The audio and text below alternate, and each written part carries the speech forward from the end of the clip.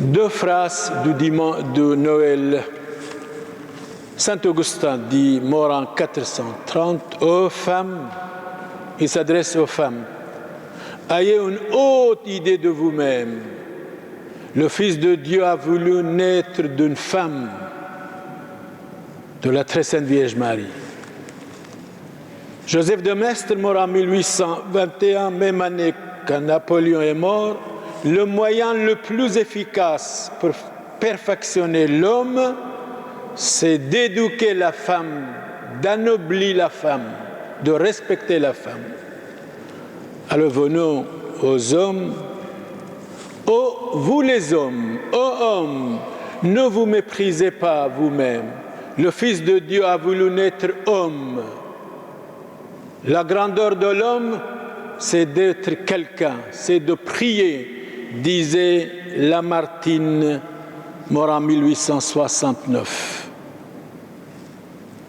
Dernière parole de Socrate, un philosophe, mort en 399 avant Jésus-Christ. L'homme de bien est celui qui a au monde le plus sacré.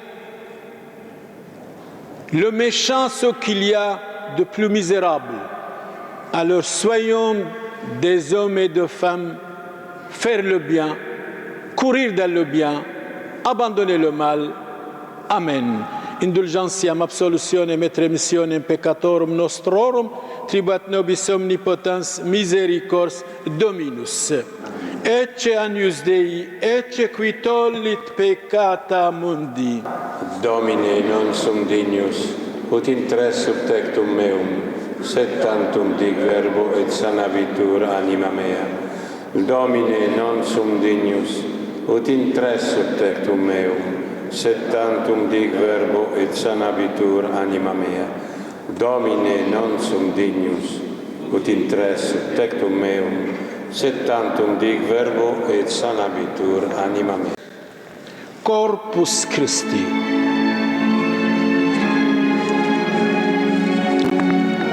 Corpus Christi. Corpus Christi.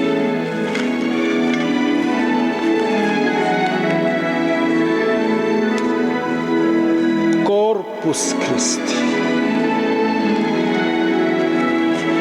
Corpus Christi, ça va. Corpus Christi.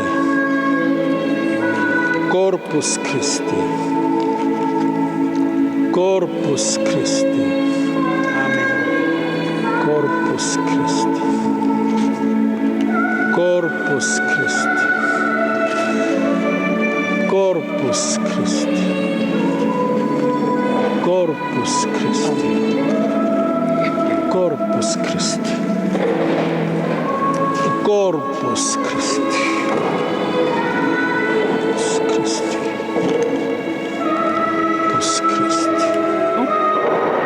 Corpus Christi.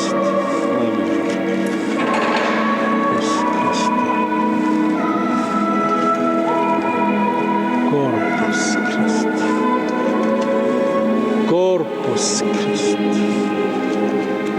Corpus Christi.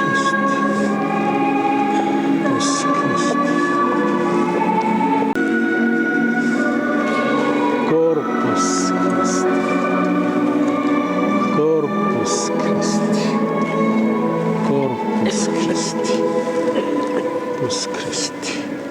Corpus Christi. Corpus Christi. Le Seigneur soit avec vous. Évangile de notre Seigneur Jésus-Christ selon Saint Luc. Vous écoutez l'Évangile, soyez attentifs, mais si vous désirez, asseyez-vous.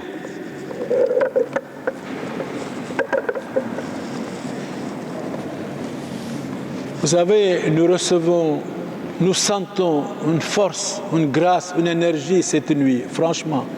Et c'est très chaud aussi l'église, hein? Pas de froid. Hein?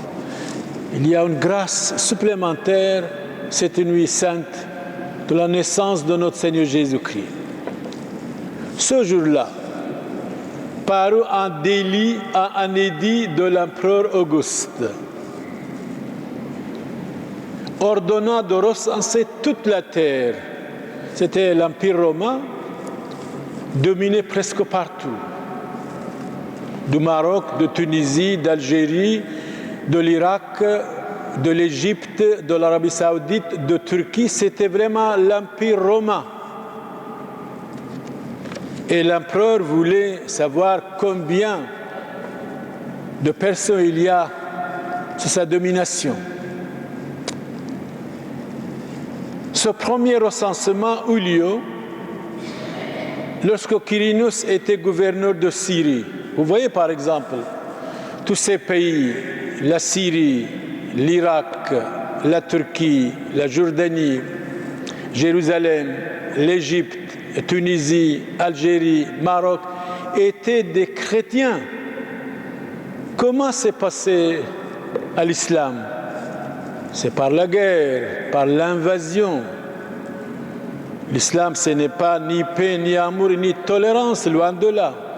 Même Vatican était saccagé, Saint-Pierre et Saint-Paul, par l'islam dans l'année 846. Vatican même et le pape Serge II payaient l'impôt à l'islam. Avant les croisades, 250 ans. Heureusement, nous avons eu les croisades pour sauver l'Occident entier de cette invasion islamique. Saint Bernard disait, on n'a pas sauvé les chrétiens orientaux du massacre de la part de l'islam, mais néanmoins, on a sauvé l'Occident de cette invasion. Mais bien sûr, maintenant, cette invasion arrive maintenant doucement, doucement, pacifiquement, mais un jour va être très, très ferme et forte contre les Européens. Quelqu'un a dit, et je crois à cette parole, les Européens presque ont dominé le monde. Maintenant, très prochainement même, c'est eux qui vont être dominés par les autres. Et ça va arriver si les Européens, les Occidentaux, ne soient pas adultes et s'ils ne gardent pas leur tradition, leur religion, leur spiritualité. Et ce n'est pas n'importe qui a dit ça, mais je n'aime pas dire son nom, son prénom. Lorsque Quirinus était gouverneur de Syrie, et chacun allait se faire inscrire dans sa ville d'origine.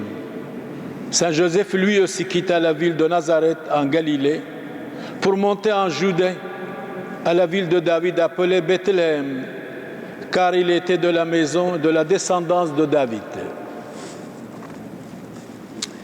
Il venait se faire inscrire avec la Vierge Marie, qui était enceinte. Or, pendant qu'ils étaient là, arrivèrent les jours où il devait enfanter. Elle mit au monde un fils, Jésus. Elle l'émaillota, le coucha dans une mangeoire, car il n'y avait pas de place pour eux dans la salle commune.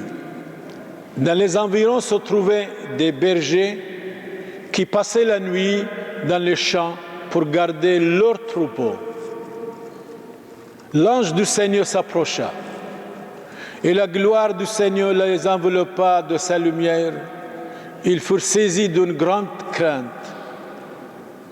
Mais l'ange leur dit, « Ne craignez pas, n'ayez pas peur, car voici que je viens vous annoncer une bonne nouvelle, une grande joie pour tout le peuple. Aujourd'hui, vous est né un sauveur dans la ville de David. Il est le Messie, le Christ, le Seigneur. Et voilà le signe qui vous est donné. Vous trouverez un nouveau-né, émailloté et couché dans une mangeoire. Et subitement, il y eut avec l'ange une troupe céleste innombrable qui louait Dieu en disant « Gloire à Dieu au plus haut des cieux, paix sur la terre aux hommes de bonne volonté. » Tous ensemble, Alléluia!